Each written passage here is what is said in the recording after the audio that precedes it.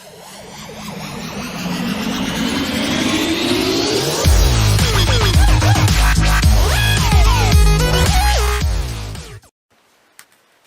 what's up guys, it's Fossil here and welcome back to Driving Site, where I bring you latest updates on road safety awareness every week, just like this one. As you have probably read the title, it's talking about how to select appropriate speed, and this is what the video is going to be about. It's going to be a very small tiny video. If you're new to my channel, please consider subscribing and don't forget to turn your notification on so you don't miss out on the future content. Now, Highway Code 125 talks about speed limits. Speed limits are absolute maximum and does not mean it is safe to drive at that speed, irrespective of the conditions. Driving at speed too fast for the road and traffic conditions is dangerous, and you should always reduce the speed when the road layout or the condition presents any hazards, such as bends, sharing the roads with pedestrians, cyclists, horse riders, and weather conditions. So on. So there's so many different types of conditions we need to take care of. Condition of yourself, condition of the environment, and particularly when there are children and motorcyclists and bicyclists are around.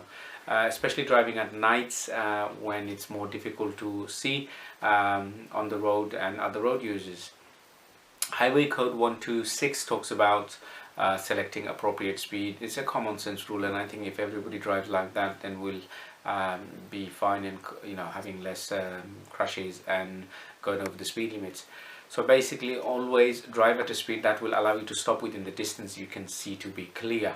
Okay, so when you're driving, the safest rule is never get too close to the vehicle in front. You should always leave enough space between you and the vehicle in front of you, so that you can pull up safely if the vehicle in front of you slows down or stops suddenly.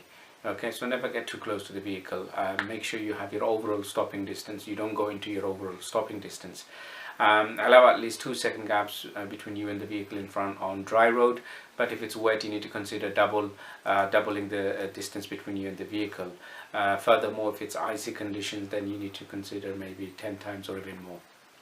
Remember, when you're following large vehicles and motorcyclists, they do take longer to come to a stop, so basically give them a lot more room if you're following them. And also if you are driving large vehicles or motorbikes, you need to give yourself extra room because it takes longer for you to come to a stop. And especially if you're in tunnels and things like that, leave more rooms.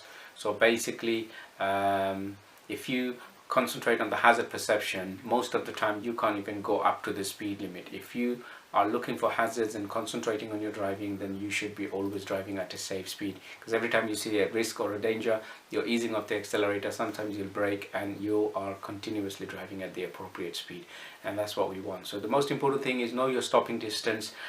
Question for you, just answer this one and then you probably know the other stopping distance as well. What is the stopping distance on 30 miles per hour? Say if you're driving at 30 miles per hour on a good dry day, how long will it take you to come to a complete stop?